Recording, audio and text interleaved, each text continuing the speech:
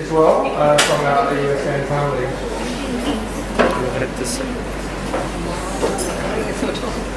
So in my home country, we will say kia ora. Can we say kia ora? Kia ora. Kia ora.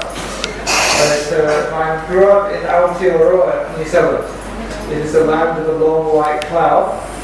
It is part of the Oceania and Asia, and some of you may go there in the future. Although I opened the university 4 years ago in the United States of America, I am not from America, just to clarify. I have an NGO I founded in 1990 called Bioethics Institute. Bioethics is a word which I constructed which means good life. Sometimes you may have heard the terms euthanasia, which means good death, or eugenics, which means good genes.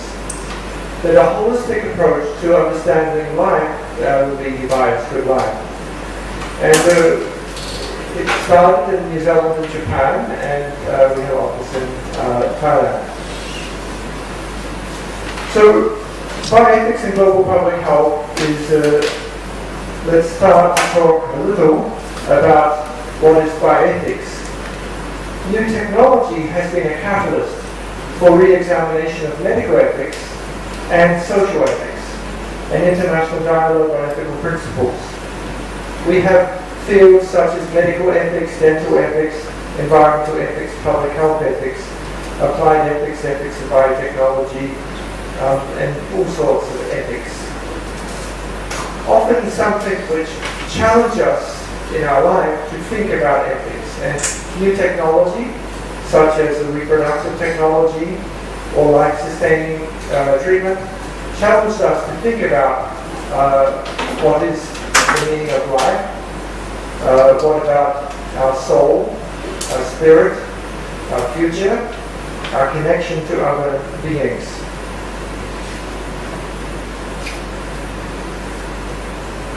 Central to the ethical principles of bioethics is international human rights law, and there's a common article in both international covenants of civil and political rights and International Covenant on Economic, Social, Cultural Rights. And it says, all people have the right to self-determination. By virtue of that right, they freely determine their political status and freely pursue their economic, social, and cultural development. So, at the end of today, I'm going to ask all of you to share something you have learned today to reflect on your self-determination. Okay, so that is the homework that will be done in this classroom. I know there is an AIUD rule which says no homework to be done in class. Have you seen this rule? I found it very cute, very quaint. That I'm giving you homework to do in class because your home is your body. Your mind is in the skull, that's your home, and this is a homework for you. But you do it in school, hopefully. So think about something that reflects on your self-determination, or how self-determination affects you.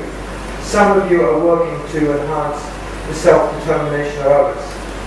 The second part of this article is that we can freely determine our political status and freely pursue economic, social, and cultural development. I can determine what is my future, what's the future of my community, of my sovereign nation, of my identity. I can determine if I follow short-term or long-term economic goals. I can determine if I want a pluralistic society or a homogeneous society. I can determine if I want to follow new trends of culture, or I want to be very traditional in my culture. I can determine what clothes I wear, what color of tie I wear, what attire. I can determine what sports I play. And I can determine my identity. Some of you said, basically I'm a dental surgeon, or basically I'm a medical doctor. Well, basically, I'm a human being. I didn't hear that, but I assume all of you are human beings. So self-determination determines who we are. Okay. So that's part of our identity bioethics. Another force in discussing bioethics is how do we relate to other people? So in the hierarchy that was traditional, we had a doctor above a patient. It's called paternalism. Paternal means like a father. Now actually there are some very strong mothers in the world, so maternalism could also be useful. I don't know who's strongest in your life, your mother or your father. We have maternalistic-based societies as well as paternalistic. We will reflect on that later. So, informed consent, you've heard of this word? Yes. And it means trying to put the doctor and the patient at the same level. Informed choice, patient and doctor. So, in this case, the patient is above the doctor and they choose. Now, I don't know what situation your life has followed. Your first visit, probably some of you were born in a hospital, maybe. And then your first visit back to the doctor's clinic, do you remember what it was for? Fortunately not. They do it before you can remember too much. Yeah? Suddenly, after a few weeks, you go back to the doctor and they start jamming you with immunizations. And they try and get it done before they think people will remember what the doctor did to you. But it was quite painful. Do you remember? Yeah, so you see the psychology of get it done early. Actually, it's meant to be for public health, but communicable diseases, fortunately, we haven't. So we have some degree of paternalism. That's an issue. Should we vaccinate everybody? What about parents who exercise their self-determination to say, I think it's risky and I'm not going to do it, and I don't think my child should have a vaccination. In some countries, we don't let those kids come to school. So in a sense, they're sort of excluded from the school system if they don't get a vaccination. But because of informed consent, generally it's not compulsory, it's strongly promoted. And by education, hopefully we will learn that it's a good idea to get some basic vaccinations. And hopefully health literacy, well, that's part of public health, isn't it? Yeah. Visit to a supermarket to buy food. Do you go to the supermarket to buy food? Yes, sir. And can you choose anything you like? Yeah. Okay, you can choose anything you like. Is that right? And if I go to the supermarket, can I buy anything I like? No. I can buy a chainsaw, I can buy a gun, I can buy dynamite. No. I can buy a degree. No. In some countries you can buy degrees on the online, you decide and send away. Many professors will buy honors. One of the most interesting things I've seen is all these sorts of companies selling you certificates to tell you how good you are. If you pay $1,000, you can get it in gold or whatever and put in your office. This is a sort of interesting phenomenon.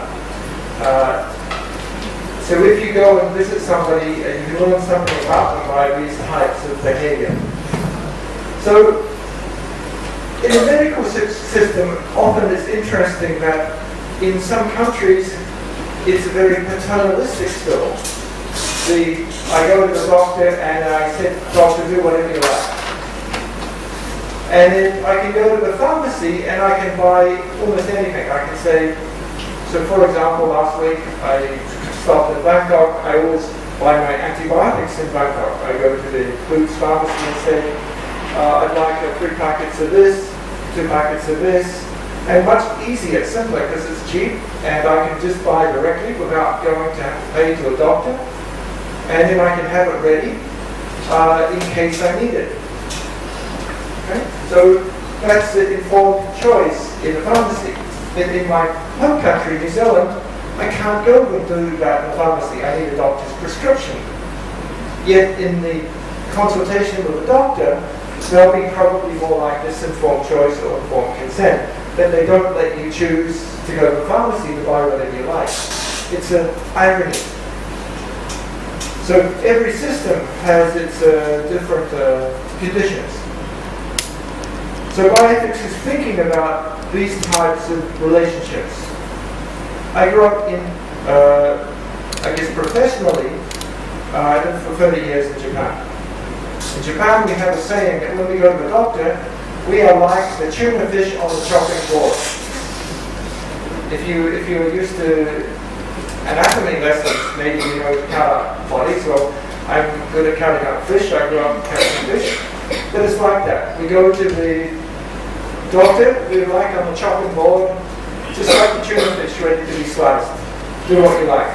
Do you feel like that sometimes? I think many people do, but that's what we're trying to overcome. We're living in an informed, a move towards choice. Do any of you have one of these devices with you? Yes. Is this good or bad? Good? Bad? Both? Can we live without it? No. Yes? We can. Yeah, if your telephone, you travel to a different country, your telephone is broken, you can live without it. It's an amazing discovery. So somebody just experienced. It is possible to live without it. Believe it or not. And believe it or not, when I went through university in the dark ages, we didn't have mobile telephones. And when I was a professor, for many years I resisted the mobile phones, but I actually had, I must admit, when I was organizing international conferences, I always asked to use my students' mobile phone. And eventually I fell to the temptation, and it's a very useful source of information. So in my classes, I allow people to use mobile phone because in modern education, you will be Googling the words you don't understand immediately. You would not be doing Facebook Live or social media or chat or something like that, or saying, what time are we going to have lunch? So the world is a movement for choice. And our challenge as professionals is to make us informed. Because the choice is not always informed. Can you tell me who determines your choice? Your choices Depends on the situation. depends on the situation. So today, what choices did you first make? First, you probably got up. You might have had a shower. You might have chosen a shampoo or conditioner from some marketing. You might have chosen some soap from some marketing. You might have chosen the clothes based on marketing. You might have chosen what you eat in the breakfast by marketing, and so on. So was it self-determination or conditioned determination? If you're a parent, maybe your child determined what you learned. If you're a child, maybe your parents determined, but were the choices free? So this is our challenge if we want to make a mature society, how to really make an informed choice.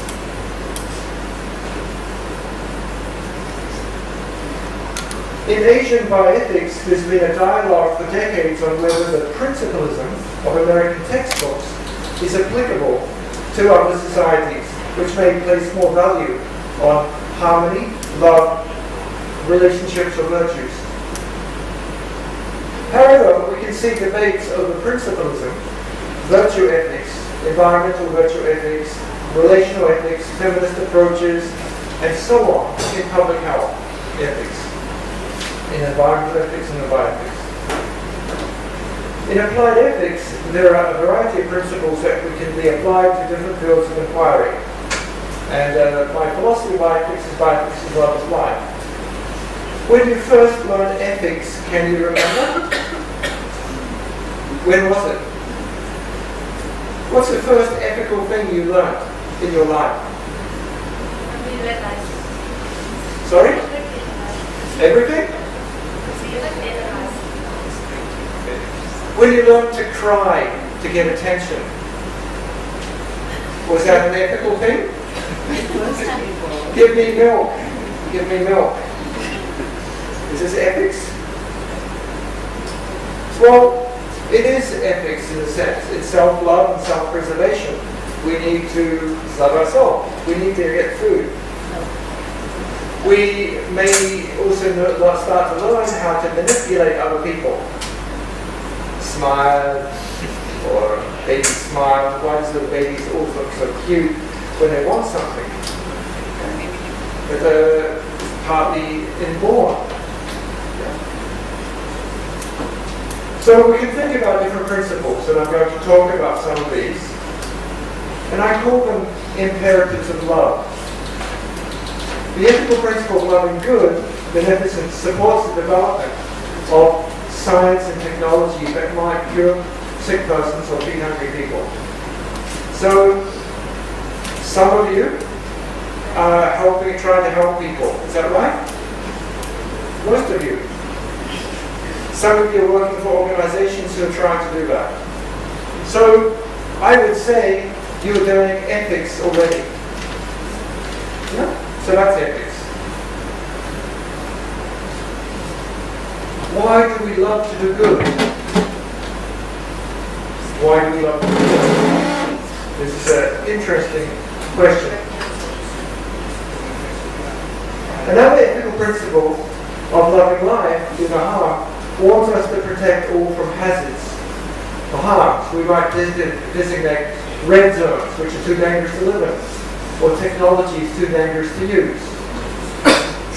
Okay, so can you tell me a technology that you can't have because of this principle?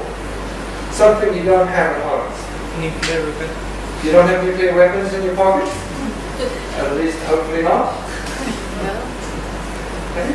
Then you could have radioisotopes, but we try to limit those as well because they're poisons. Anything else?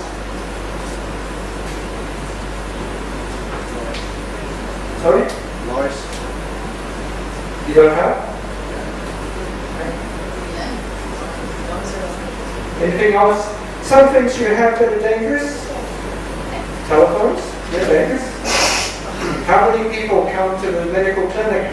Oh, I'm sorry, I fell over.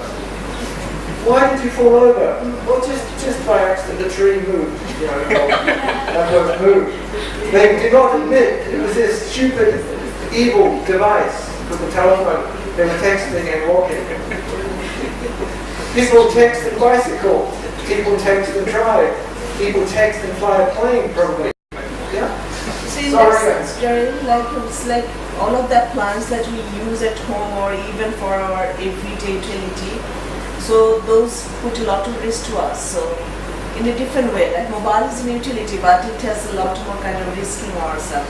We dry our hair, so hair dryer, our electrics, things like, we do ironing. So everything is an utility, but that has a lot of risk around. Even the microwave. Yes, it is. People have a lot of risk. So we try to limit the risk exposure and we try to prepare safety and so on. But this is an ethical principle. So far we've had two ethical principles. One is loving good, beneficence.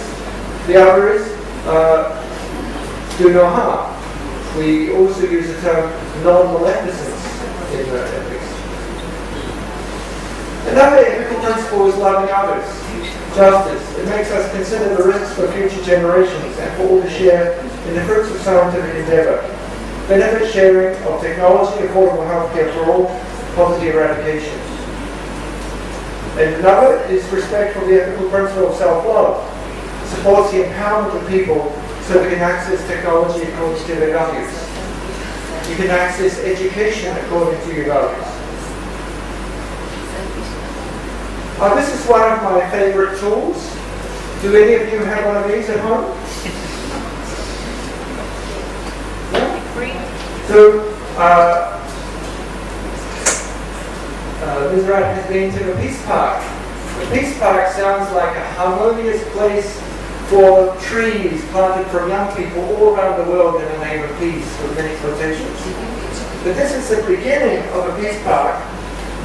We had a secondary forest that was grown for about 10 years. We went around and we chose good trees that we thought were good. We made a value judgment. These are good trees, and unfortunately a lot of the little trees and the weeds we considered were bad trees, weeds. And we designed to put in water pipes using the excavator. This is Ananya Sawa, what we used to work in the Peace Park, and still does. And then this is great fun. Would you like one of these? You can do a lot of damage very quickly. And so we make a Peace Park. We say in the garden that you're a weed, you must be pulled. You're a good plant, you can grow. That's a value choice, yeah? We do that all the time. Why do you eat certain plants and destroy other plants? These are also value choices. So think about our needs versus our wants. In the end, maybe we need. So if you came here 1,000 years ago to this space, yeah, can you imagine? 1,000 years ago. This building was not here, believe it or not. We were in a different environment. So we built up a city. Do you like the city? It's like a telephone, isn't it? It has good and bad points, yeah? So we need cities because we have a lot of people. You know, there are not many countries in the world who have more people than sheep in New Zealand. In New Zealand, we have 80 million sheep. You have 160 or 150 million people. It's twice as many sheep as we have in our country. In New Zealand, we had 25 sheep per person, and now sadly it's only 20 sheep per person. It's getting a bit scary. I'm one of these inhabitants who believes they're not sheep, they're people. So we have a population growth. It makes it more difficult to live together. It has advantages and it has disadvantages. You may have had a course early on about what is public health ethics, what is bioethics, and what's environmental ethics. So this is I'm going to talk a little about, this is an editorial I wrote in the American Journal of Bioethics in September on we can and must rebuild the bridges of interdisciplinary bioethics. And it's saying that basically how can we look at these linkages between different ethics and build bridges. And some of the argumentation, I think, will be clear.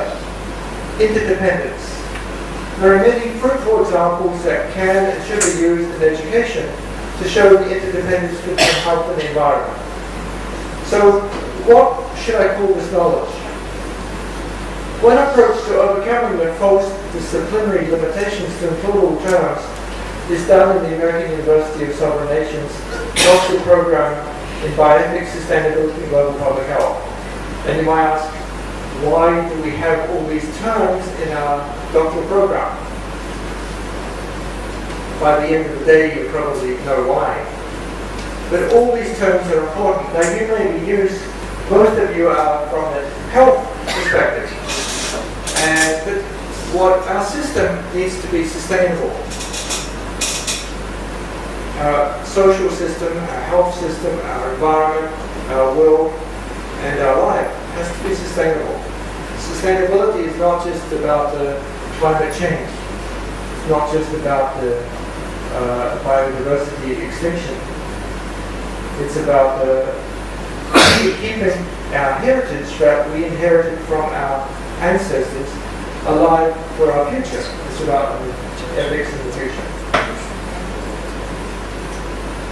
The word bioethics was first used in German in 1927. And the title of the paper by Fritzia was The Bioethical Responsibilities of Human Beings to Plants and Animals. He was a Protestant pastor in Germany. And why would he be talking like a Buddhist? You can imagine a Buddhist will be talking about human beings' responsibilities to plants and animals, but not usually Christians in 1927. I mean, Francis Assisi and maybe the modern Pope today may be very ecological, but most of the others have not. Most of our dominance of our religions is anthropocentric, very human-centered. The bioethics is about breaking boundaries. In English, the person who used the term bioethics wrote his memories upon it. 1970. Now, this bridge, do you know this bridge? Anybody been on this bridge? San Francisco. It's the Golden Gate Bridge in San Francisco. And many photographs of the Golden Gate Bridge have it as a blue sky and a lovely red golden bridge. That's the picture you may have seen. But I will just warn you not to be too disappointed that if you go to see it in the morning, it's usually covered in fog because it's a sea fog. And it's good for the ecosystem. They're redwood forests, they're some of the biggest trees in the world. They get the fog every morning from the ocean. Even though the climate is very dry, the fog brings them the moisture. So thank you very much to the fog. You have fog in Dhaka, yes? The last couple of days, sometimes you have fog? Yes. Is fog good for us or bad for us? It's like everything. But it is good for the environment because it's giving moisture back for our plants and ourselves. And good for your skin. Your skin keeps moist and beautiful. It's not healthy. You don't need to spend so much money on moisturizers or on these expensive cosmetics. The bridge, however, is foggy because between two people, between two societies, and between two disciplines, it's not always so clear to go between them. Do you find that? Sometimes it's a challenge. But we're going to try and break down some bridges in our discussions today about bioethics and values. But we're going to think about the importance of these things.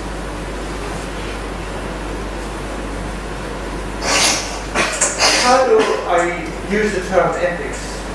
So, a very classic approach that some of you may have used when writing homework reports. Look at the dictionary. What does it say about ethics? It says usually three things. Descriptive ethics is the way people view life, their moral interactions and responsibilities of living organisms in their life. I have my bioethic, you have your bioethic. And we can try and describe that. So in our university, in its undergraduate programs, people are usually doing some descriptive ethics study, but describing the views of certain people or a certain system and observing. And that's often for many fields of study. It might be sociology, anthropology, biology, chemistry.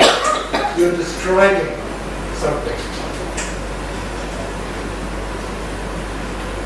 The second way to view ethics is prescriptive ethics. It's to tell others what's ethically good or bad, or what principles are most important in making such decisions. It may also be to say that something or someone has rights and others have duties to them. So when you had your first ethics classes in school, somebody told you what is right and what's wrong. Can you tell me something that's right to do? Morally good? Respect others. Respect elders. Okay? And something that's morally not right to do. Do not cheat. Do not cheat. Okay? Okay, so what do we do then with a cheating elder? Like a politician who's corrupt. It occasionally happens. Is that right? Occasionally. Occasionally we have elder people who we should respect who are corrupt and cheating. So this is an ethics dilemma. Yeah?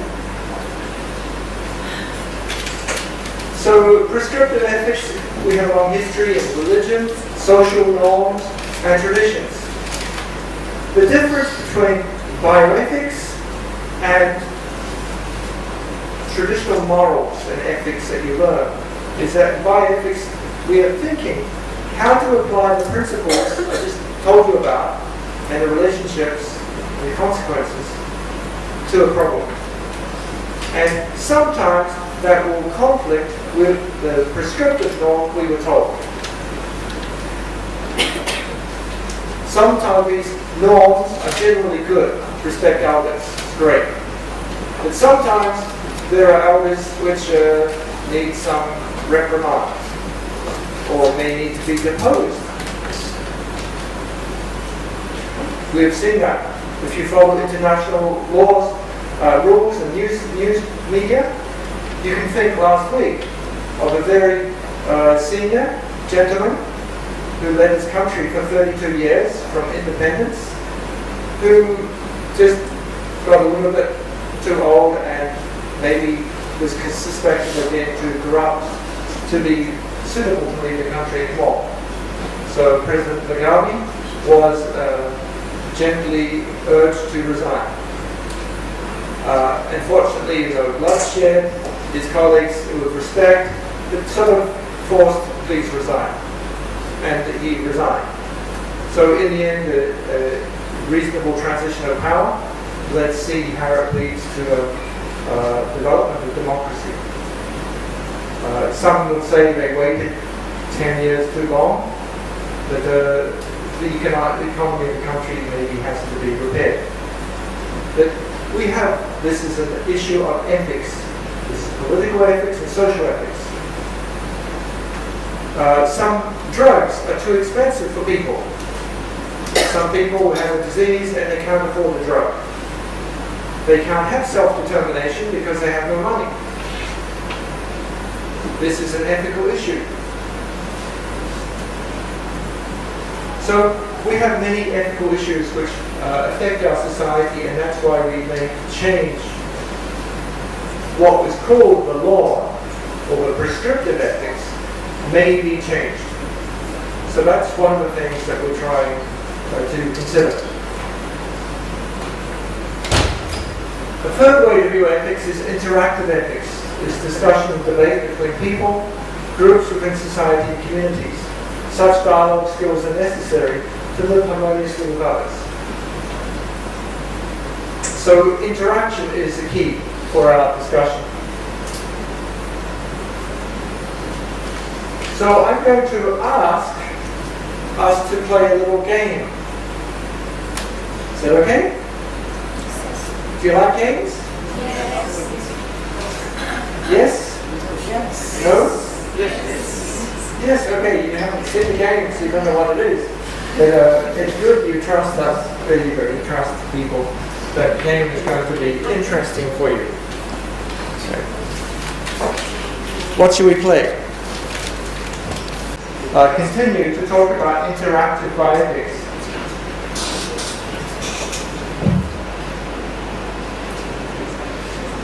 Another aspect of bioethics, and I don't know how your view was to share with people, is bioethics is holistic.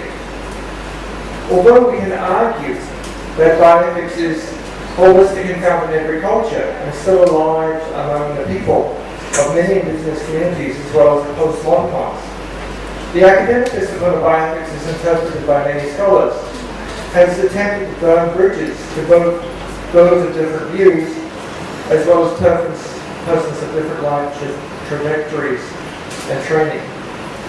These bridges between different cultural and epistemological foundations of bioethics have also been strained by the dominance of Western paradigms of principalism and the emergence of an academic profession of medical bioethics.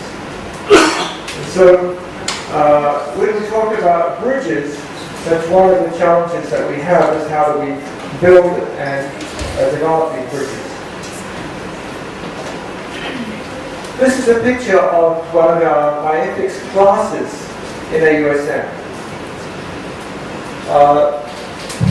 So we have the world as a classroom. Did you know that? This is the National Museum of Jakarta. And there's a picture in here of Ethiopia of some of the indigenous tribes of Indonesia. Of course, there are many more, especially if you consider that Indonesia includes Papua New Guinea's island. Then, in fact, in Papua New Guinea, there are 5 million people. It's a country of 5 million people. It's smaller than Dhaka. There are 850 official languages. And you thought Bengali and English was complicated. Is it complicated to have English and Bengali? Bangla? Imagine 850 languages. Because of various steep mountains and small valleys, they have many different languages, many communities.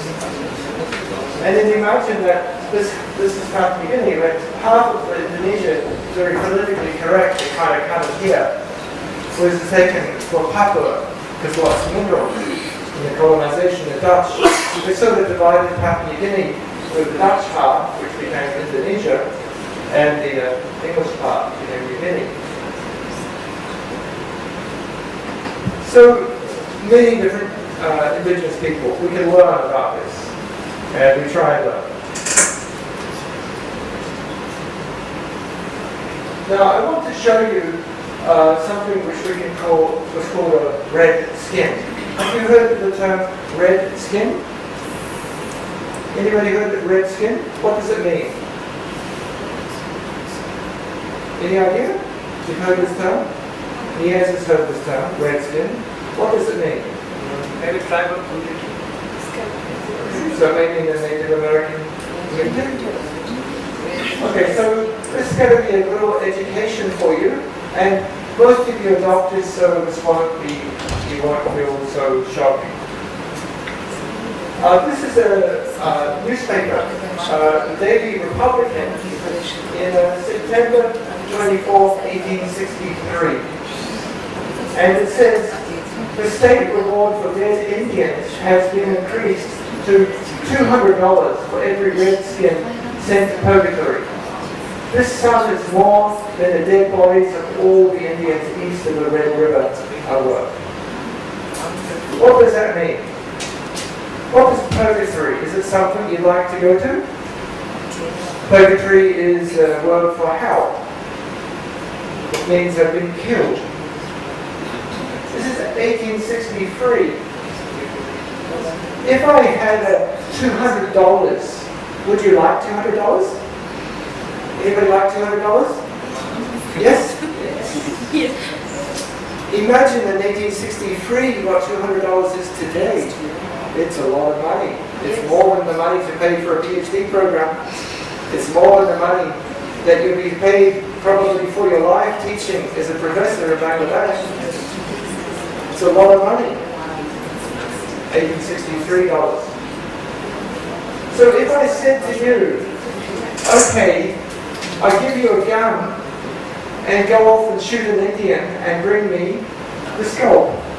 This is a skull. This is a red skin. This is the skin of the skull with the hair attached. And then I will give you $200. I'm the government. This is what this newspaper announcement is. This is 1863. So you may think that there are many abuses in the colonization. You may think, oh, well, the English were not really good to colonize South Asia for a few hundred years and take all the money. Unfortunately for South Asia, there were just too many people to go and hunt them all and kill them. And they instead wanted to get them to work in tea plantations and other trades to use their labor. But the Native Americans didn't really want to become slaves. So they had a different choice, which was to be hunted. So if you go to the United States next week, now you know what the red skin means. And now you know never to call a Native American a redskin. Because the redskin is here. This is a museum. Well, also here. Now, America is a land of entrepreneurs, isn't it?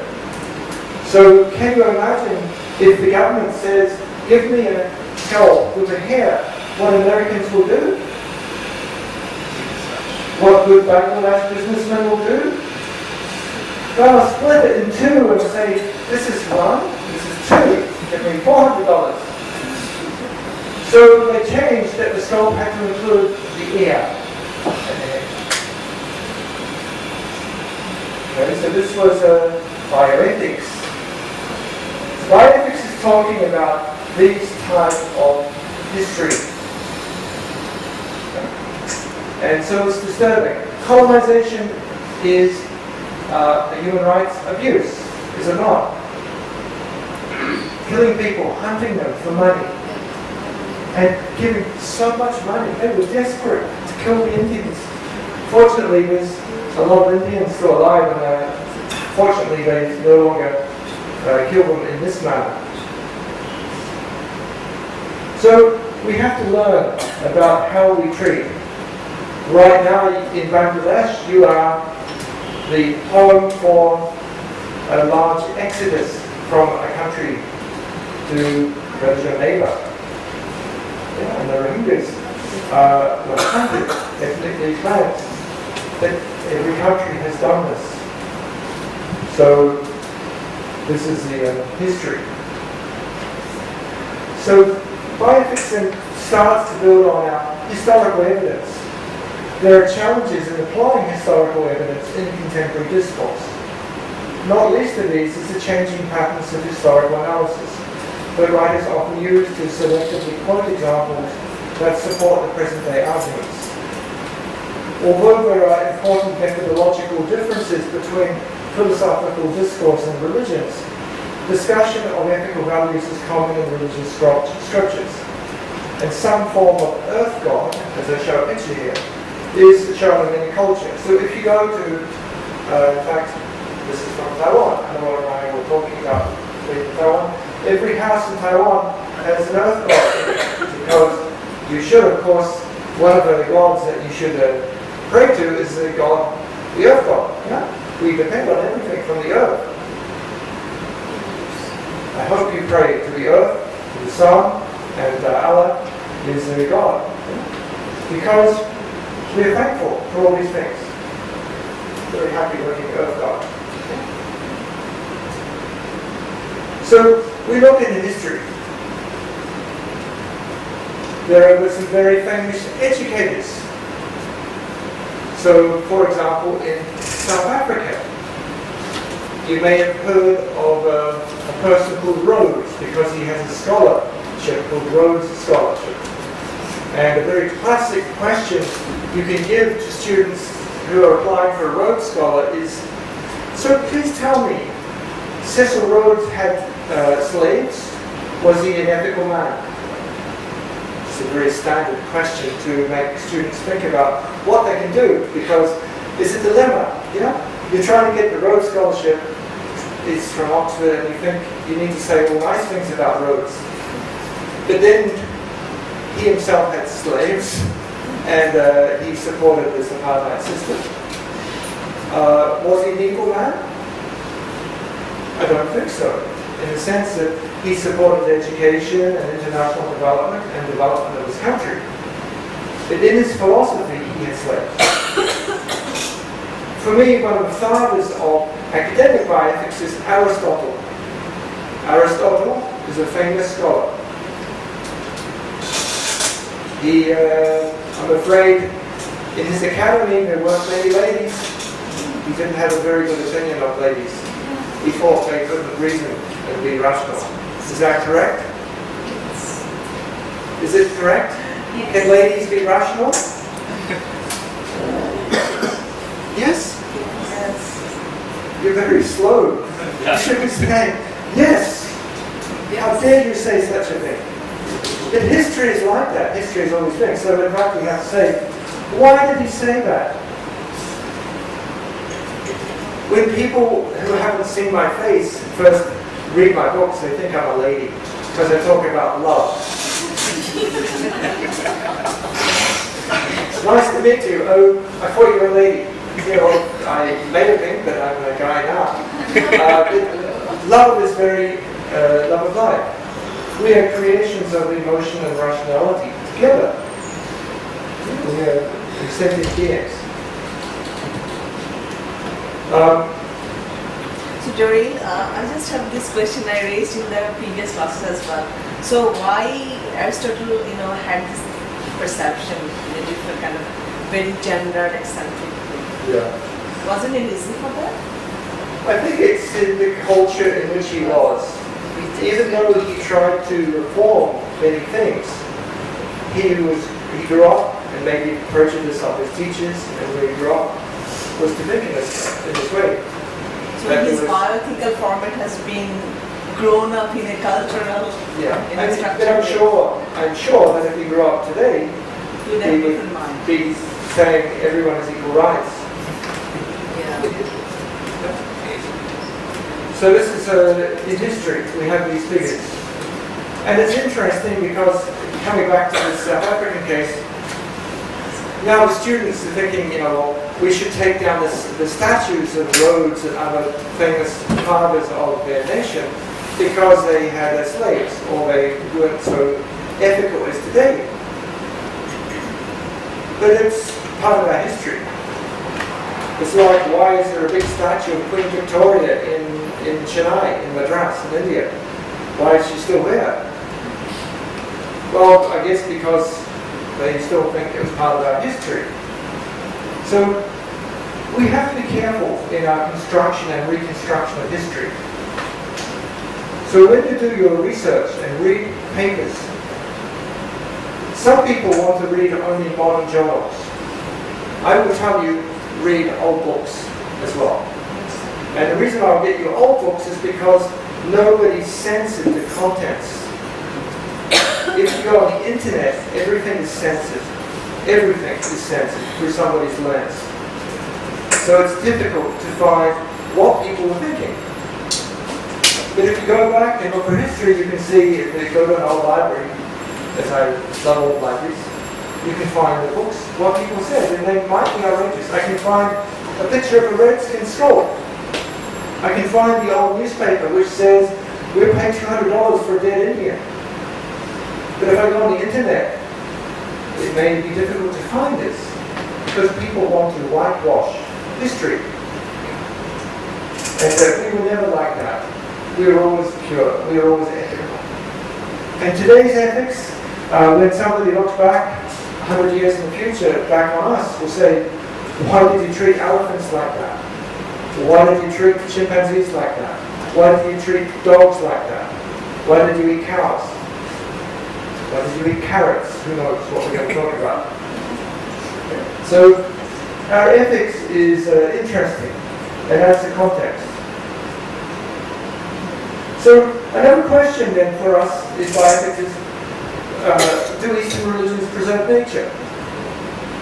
We could think that Shinto animistic beliefs would have led to human choices to favor the preservation of nature. However, the history of Japan reveals forests were converted to agricultural lands, and more recently to industrial estates and roads, in a manner similar to land development in Europe.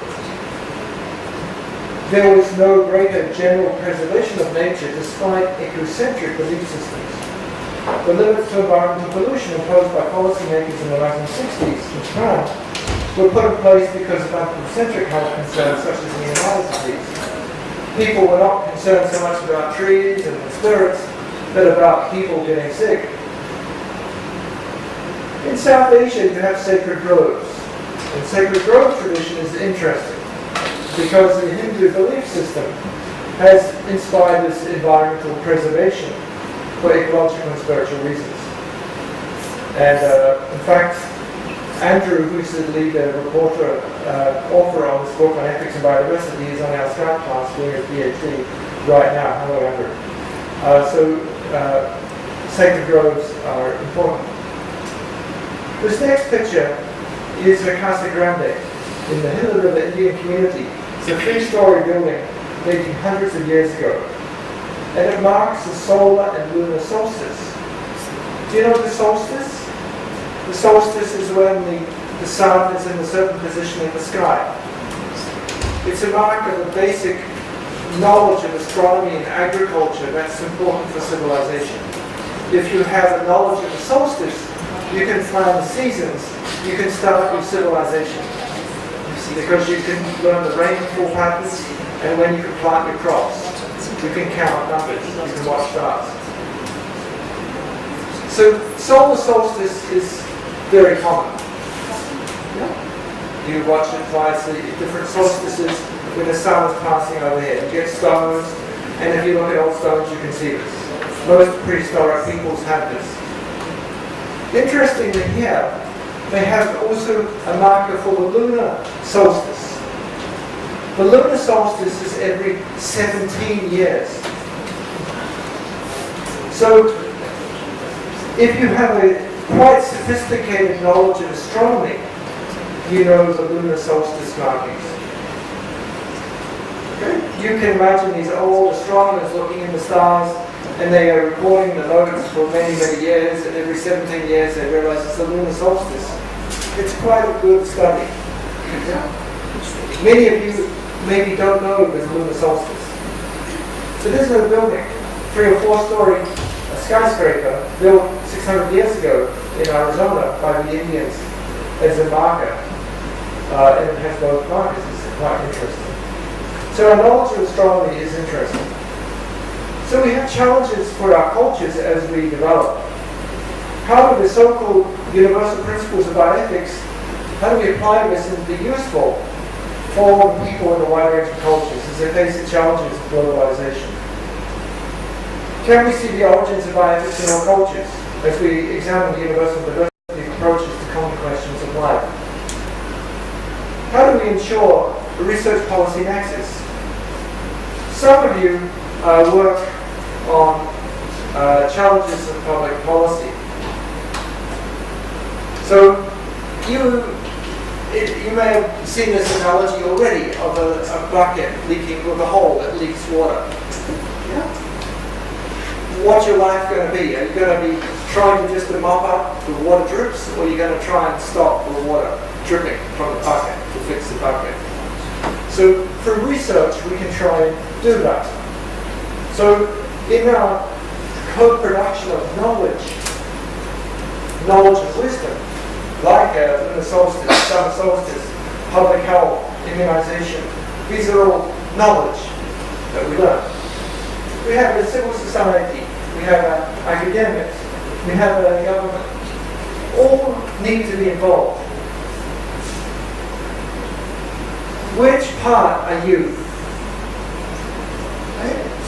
Some of you, many of you are in a university, so you're studying or teaching, you're an academic. Are you also in the civil society? Yes? Yes. Well, you only live in this room for your whole day and night. What a dream. Maybe in that room. No, it's not very pleasant. It's actually still part of civil society, but it may become very uncivil if we lived only in this place. And government makes perfect decisions all the time, don't they? Is that right? Government is perfect. And the UN is perfect. And not to mention superpowers, they must be perfect. So we have to co-produce knowledge and challenge knowledge. And that's what we're doing in bioethics, is thinking about this knowledge. How do we develop wisdom? So coming back to what we talked about, descriptive, prescriptive. So we create a policy nexus between researchers, policymakers, and civil society. The structuring lines of this may be to study what is. We promote empirical research. We need data. We need evidence. That's why you learn to do research in your graduate studies. Did you learn to do research? Yeah. Yes. Yeah? Are you still learning to do research?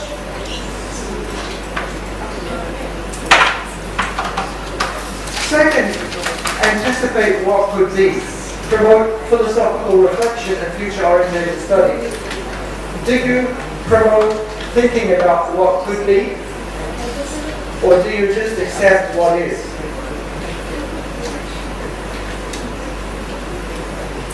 Human beings have a mind. Do you have a mind?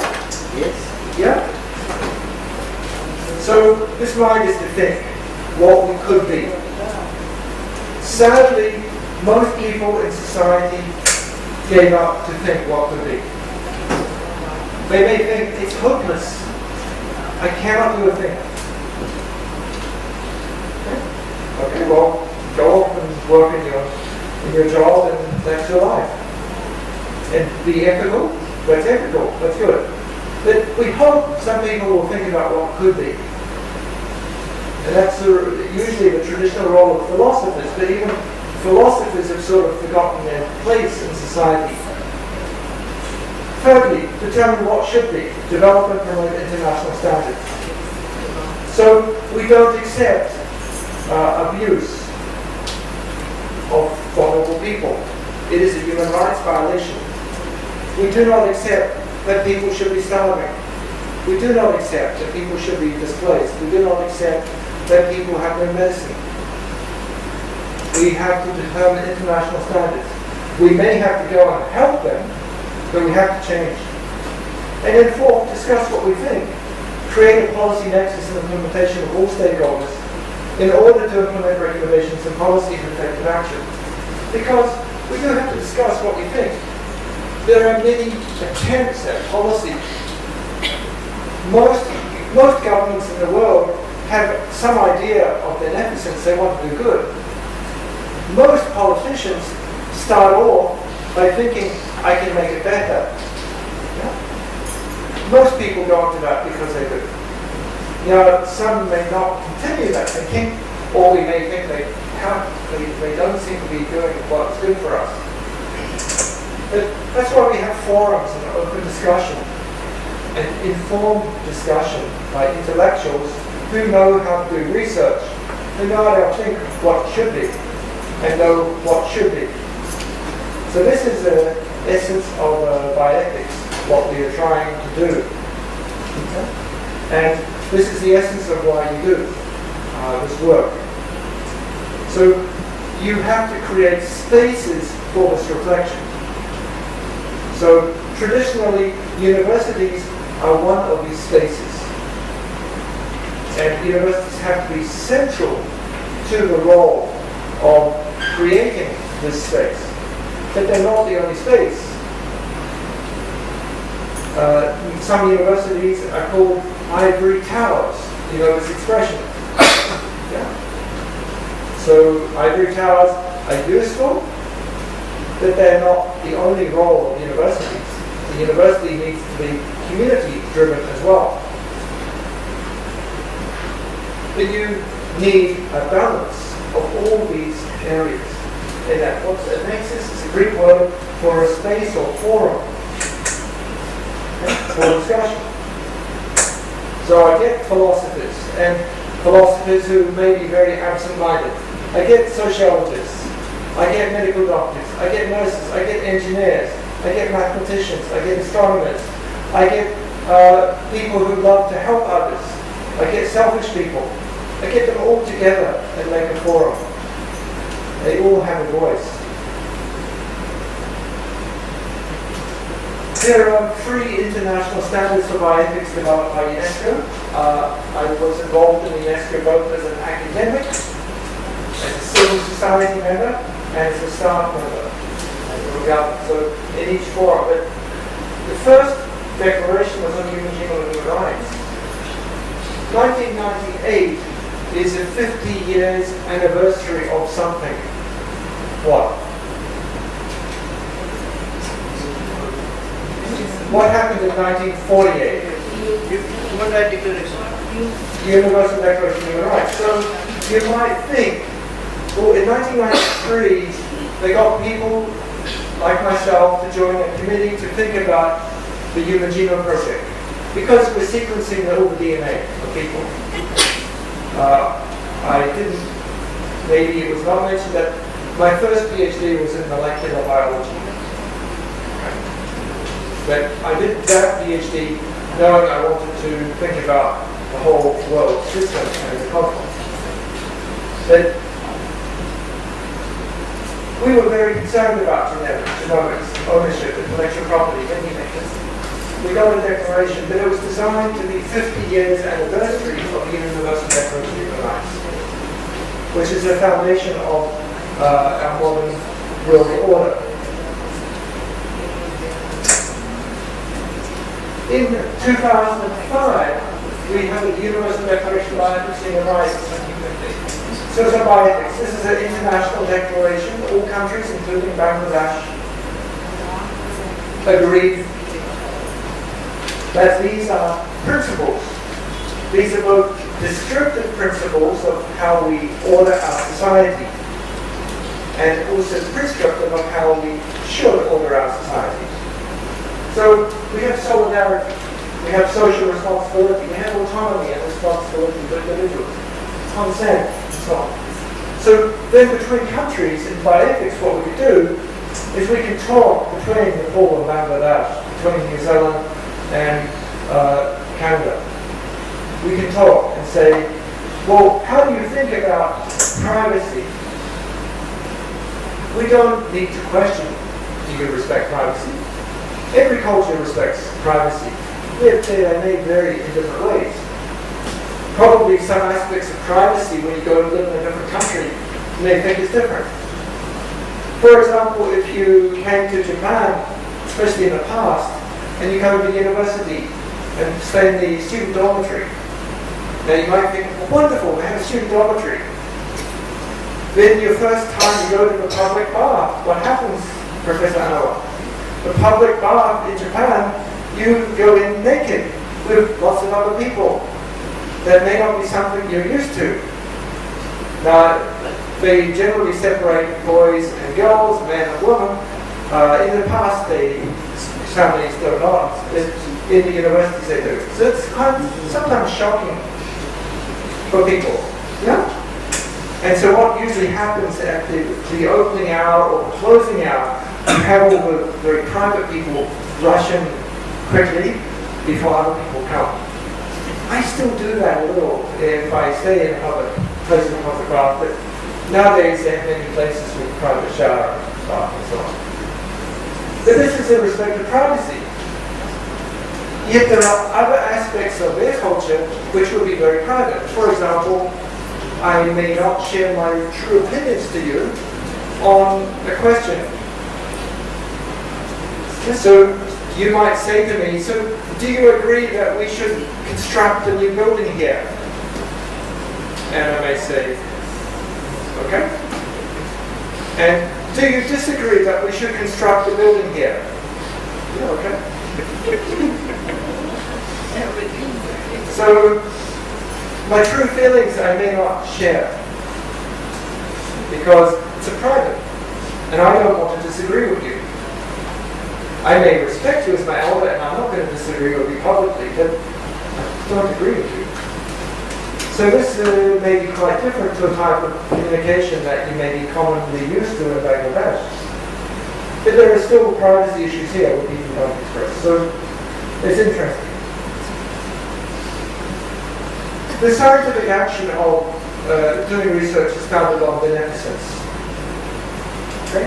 There are professional responsibilities included in the activities of research, such as meticulousness, caution, intellectual honesty, and integrity in carrying out research, as well as in presentation and utilization of findings, because of ethical and social implications.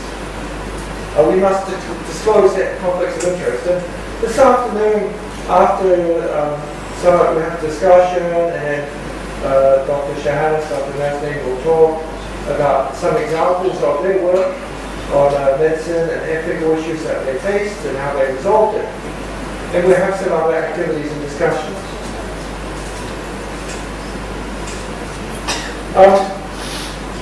For researchers, there are some things we don't do. We do not plagiarize. We do not invent results.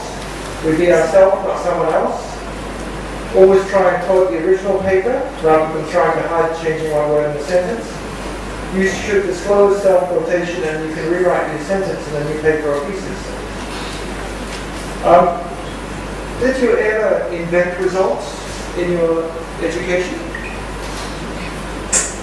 For example, you were in the chemistry assignment to make a nice graph. Cross, line. But you unfortunately had a result which wasn't in the line. And the teacher said, anyone who doesn't do this experiment properly needs to repeat it and stay later. Or the group must stay later. So what are you going to do? Maybe there was a fly in the medicine, maybe that result is not really true, I'm going to just ignore it. Or maybe I should move it down here. So sometimes in education, people have been encouraged to do this type of thing. You don't need to put your hand up if you did this. You must graduate from the MPH program, and everyone must have a graduation on this day because this is fixed. So you have so much pressure to finish your thesis on time. Can you really finish your thesis at the same time? Probably. I don't think so. In fact, at AUSN, we will graduate on usually on different days, because people work at their own pace. Some people can get finished very quickly, other people will take a lot more time. It's difficult to actually graduate on the same day. Now, of course, I don't say that people are not doing honestly, but maybe you're not doing as well as you could have because you have to constrain your time demand. And in your school education, maybe there are times when you might have said that didn't work. And it's not just you. You know that if you try and repeat an experiment in biochemistry or social science, when we read a paper and try and repeat it, the success rate for repeating the experiment in social science is only about half the time. In biochemistry, maybe half the time, 60% if you're lucky. You cannot repeat it. It's sort of strange. Our knowledge is going that way. Hopefully some things we can repeat. And the very reliable experiments you get to do in school, because the teachers don't want embarrassment that the experiment doesn't work. So they do very reliable experiments in school. And you think that science is always very easy and correct. But it's not. So it's difficult to always get the same. I'm going to move on a little bit. I want to talk about some of these issues later.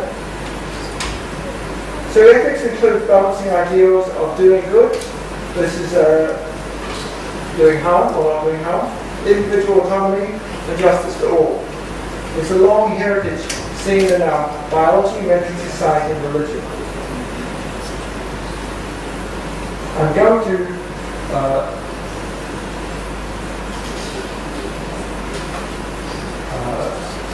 move on a little bit. I'm going to come back to other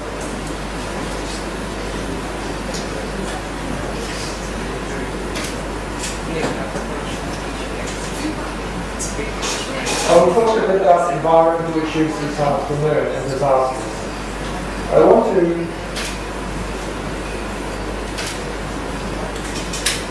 share a couple more words on another example of science called Eugenics. Have you ever heard of Eugenics? One of my interests in research topics was to look at textbooks in different countries. If you had looked at a textbook in Bangladesh or India in the 1980s and 90s, you would usually have a section on eugenics and how good it was. very interesting. In Western Europe, usually eugenics became a dirty word after World War II with the Nazi eugenics programs. And in South Asia, it continued to be quite positive. But eugenics was the self-direction of human evolution, all these fields. Now, people tried to engineer societies to try to make them better, which is what we told we should be doing. We've just been talking about how we should make societies better. But we had some lessons where scientists were not successful in finding and describing their goals. And they tried to stop people reproducing, and they did. They tried to exterminate people and ethnic cleansing, which they did, in the name of eugenics. We recognize it as a human rights abuse. But like everything, it has interesting parts.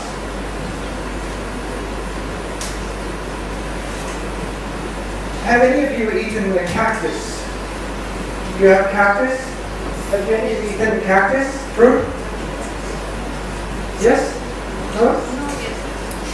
Okay, come to Arizona in the season and I'll give you cactus to eat. Okay. Prickly pear cactus is delicious. It's like a dragon fruit. Yeah, you know dragon fruit. Red dragon fruit, but like that. It unfortunately has lots of little prickles, so you need to use gloves and tweezers to skin it. And later, Janice will show you the scars, if you're lucky, of the jumping cactus. And it's a joke, and you may not believe that cactus jumps. Janice, do cactuses jump? Yeah. Yeah, she didn't believe it. She learned the I lesson. didn't believe it, but really jumped. She learned the lesson. Yeah. Okay.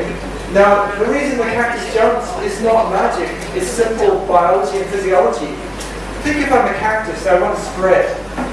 A big animal is walking past, I feel emotion. How am I going to get onto the animal? I got to jump. So I jump. So you make noise, and once you start moving and fussing about, oh, I've got a cactus in me. Somebody else will come, oh, I'll help you. Oh, I get a cactus too. So in the end, 3 or 4 of us had cactus on us, thanks to her. And it just goes deeper and deeper. Interesting. But you can get nice fruits as well.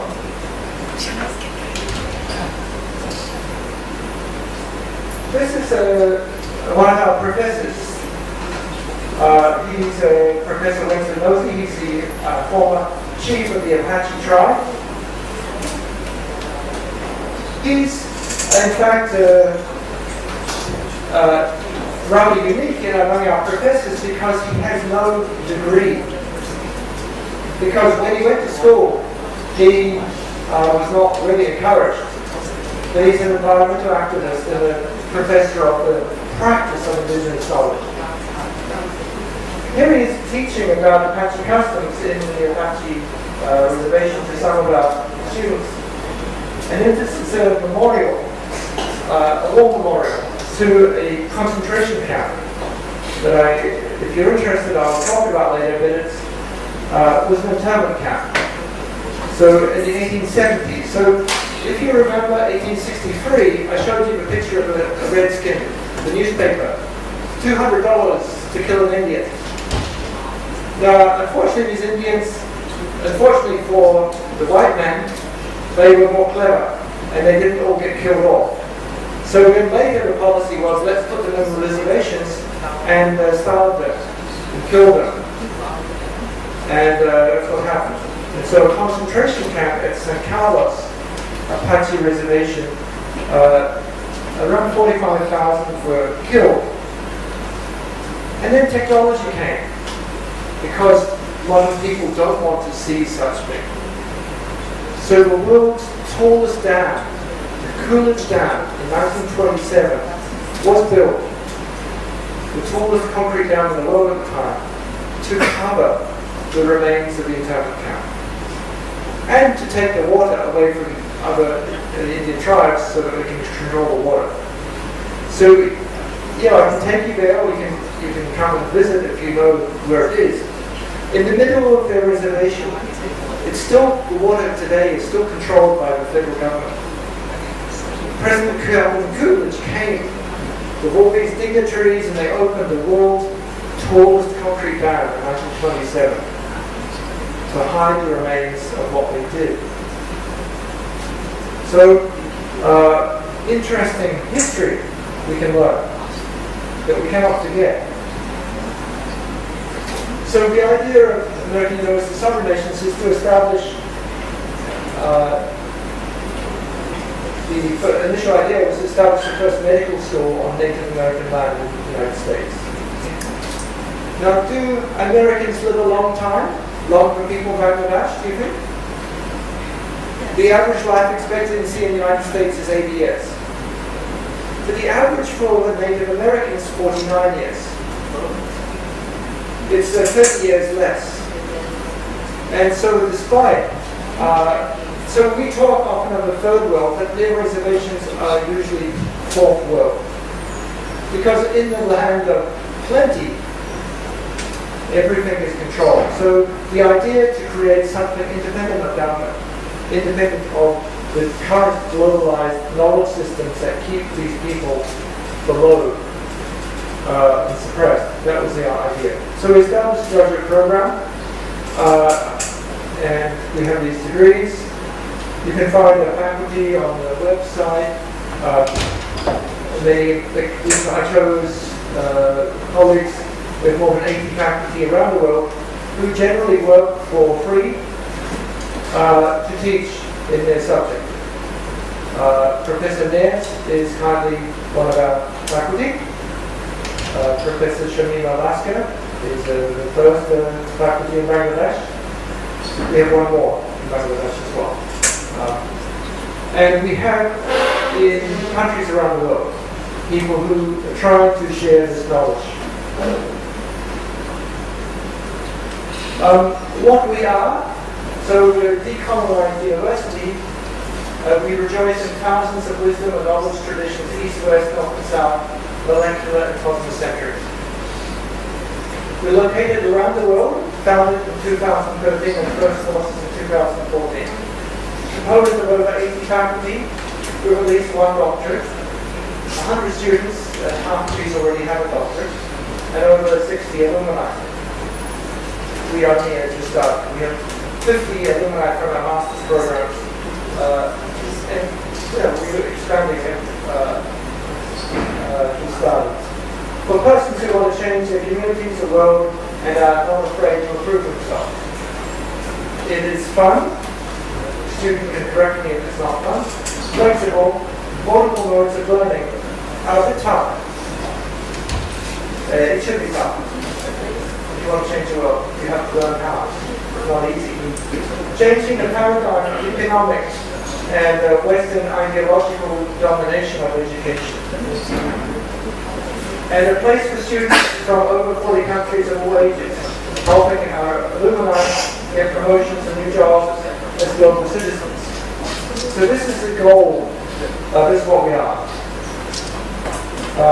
What we are not, we do not tell you what is right and wrong. Many people come to me and say, I want to learn about ethics, tell me what's right and wrong. And the answer is it's for you to learn the principles of what is right and wrong.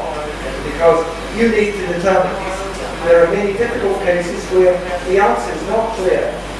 And where the answers from you and from you will be different.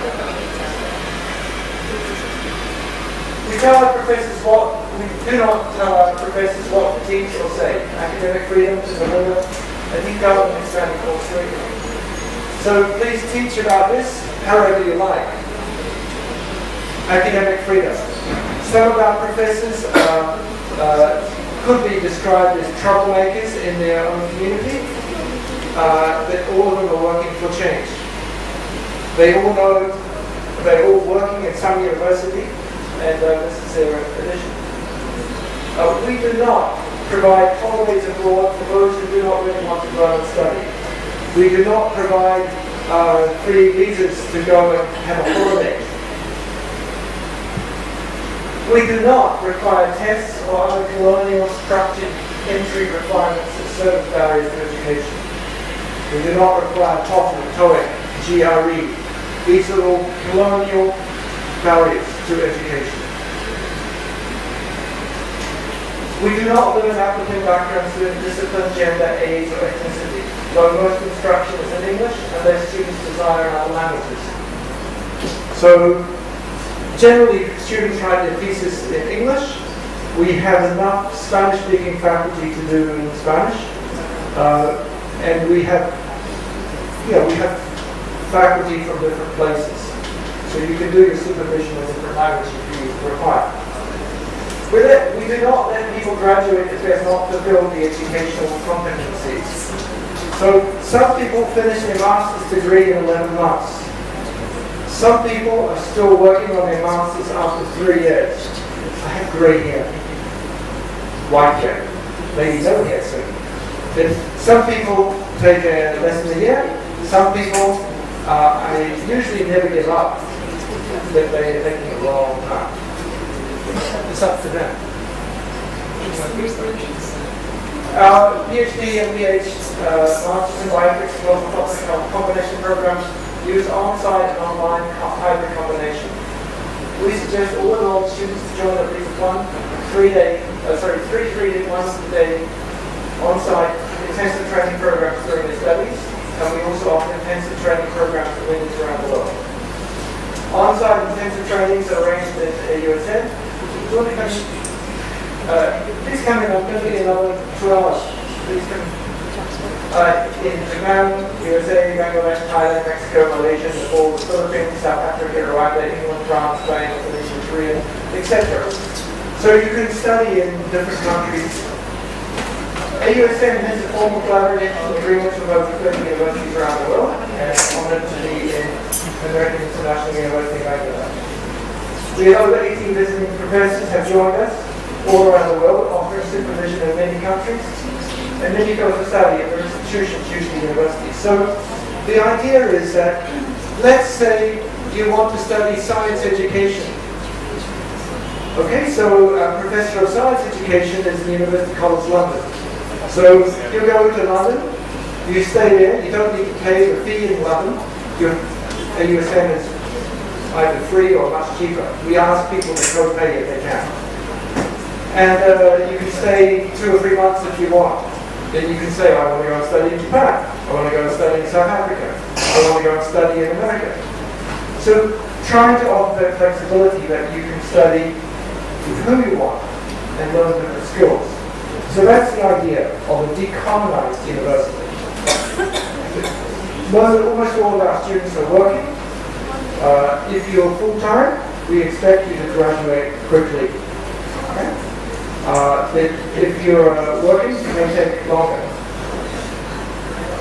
This is some of our students in St. Carlos and the small memorial.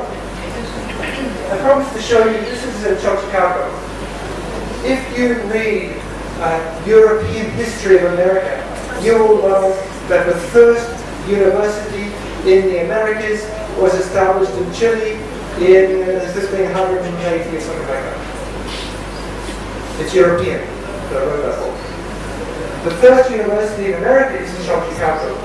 They have stone reliefs of indigenous tribes coming to study more than 1,000 years ago. And if you've gone to Mexico, you'll see many Aztec remains, many temples. They have usually an observatory, mathematics academy, biology, medicine, all these things are being studied. Universities did not need the Europeans to tell them how to study. Thank you very much. They did it very well themselves. Now, of course, we learn new knowledge, and any academic or wise person wants to learn from many places. I always tell people a story about a very interesting traditional healer. He's a doctor of Nelson Mandela. Nelson Mandela, you may have heard of. He's an ophthalmologist, but he uses traditional knowledge. He has studied, and he has also taken students. He's a Zulu, so he knows Zulu medicine from South Africa. But he's been to India, he's been to China, he has been to Latin America to work with traditional healers and learn their systems, their ethnobotany, their different systems, because he loves knowledge. And he welcomes people from other knowledge traditions to come study. Now in Bangladesh, I've heard there are many quacks, many people who are selling death to people in the name of some false hope and cure. We need evidence-based traditional medicine, evidence-based Western medicine, because Western medicine also sells death to people as well in the name of medicine and hope. You go to end-of-life care, as some of our students are working on, you see all these desperate families paying so much money for a waste of hope, a waste of product that just kills their loved ones faster. It's unethical. So these are cooperation agreements you can find on our website. This is in the office. These are, I'm with 3 of our professors who were born in Tanzania.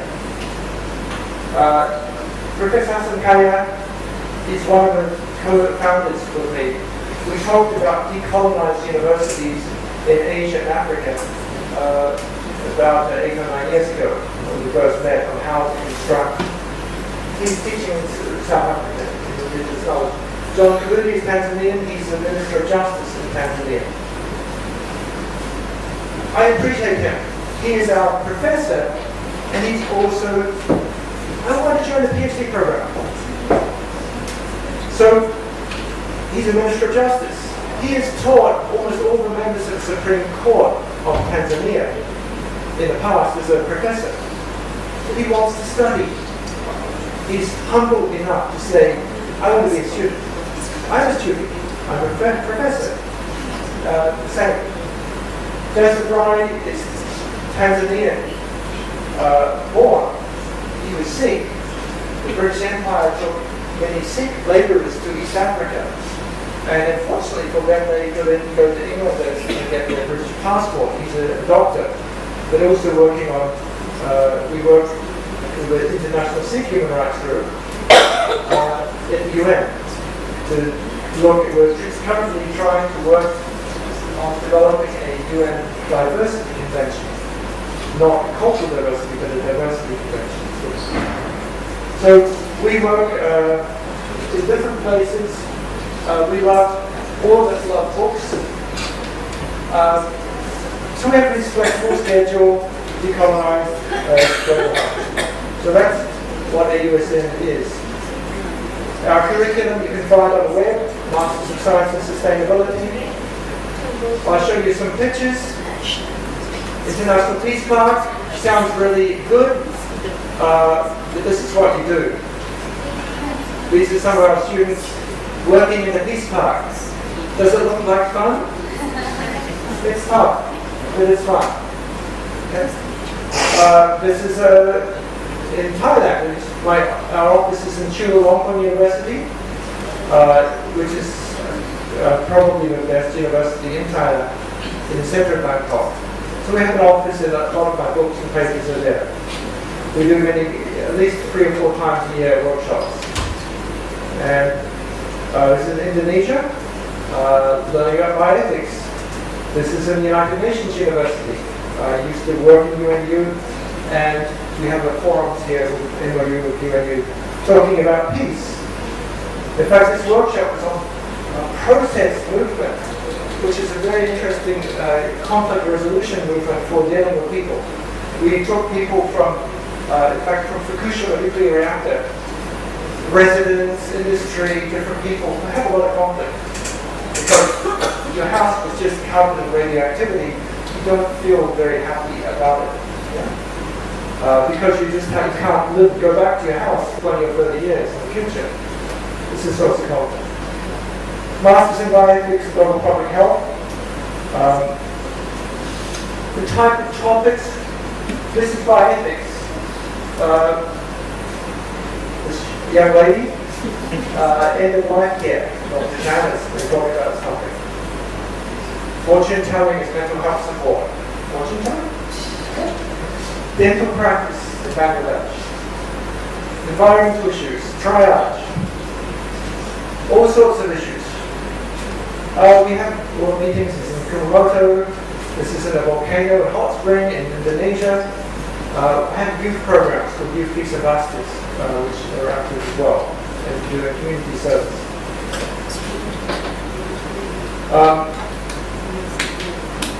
Our graduates, we graduate in many places around the world.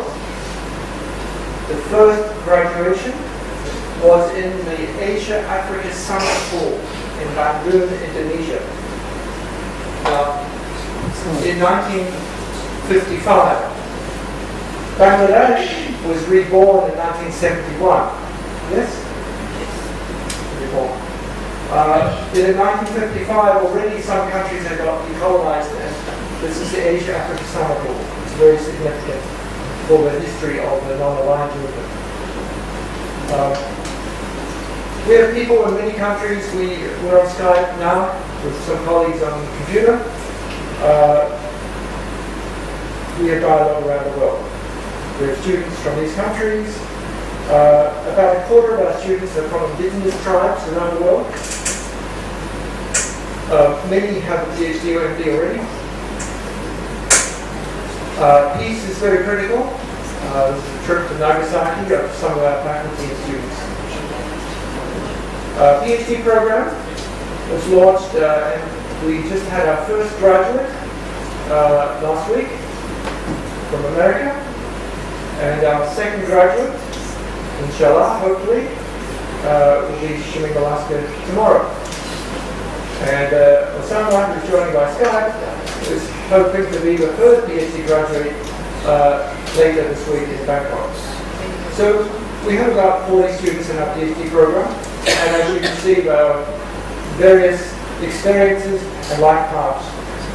You are most welcome to join us. It's people sometimes ask, when can you start? You can start now. We faculty, we interview you and say yes or no. You join or you don't join. You start today. Okay? There you go. So that's our program. Transfer of credits may be interesting for you. In the case of the PhD program, up to 30 credit hours can be transferred into a PhD. So your course in PhD, for example, is 42 credit hours.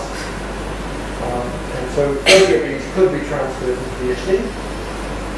This is one of the great workshops I enjoy, together with the buffalo in the mud. This is in the Philippines. It was very beautiful. And if you can imagine the water, Bangladesh is fairly warm in the water too, but this was so hot in the ocean. It was unpleasantly hot. It's more than hotter than a bath. Anyway, it's nice to do bioethics in the ocean. We have many resources for free, and I'll be using some of these later this afternoon to show you. We're a member of the United Nations Academic Impact. We have a strong UN connection, and the idea is, in a sense, how to be decolonized. The UN has some constraints because they must recognize the sovereignty of official nations. For example, in 1969, there was no Bangladesh officially. Bangladesh was still existing, but it was not recognized. But for AUSN, it would be recognized in 1969, in 1945, in 1845, it's still recognized. So there are many other sovereign nations around the world who are not recognized officially. But it's all these knowledge traditions, all of them have something to contribute and something to share, and people all want to learn and study. Now, I must admit, people also want to eat lunch. Yes? Yes. So, if you're interested to talk to me, we'll have a question and answer session after lunch. I think that's the best. Okay? Because question and answers after lunch, and then we please feel free. I'm sorry that I love to talk. There's a lot to share. that I hope you also remember what we talked about bioethics. And do you remember my homework for the day? For those who are one or two who came late, the homework is, at the end of the day, share something about how today will affect your idea of your self-determination. The self-determination is a critical feature of ethics. Thank you very much. So lunch is ready. One thing. Thank you, Darryl, for the presentation, wonderful presentation. I guess we all have questions, but we will be placing the question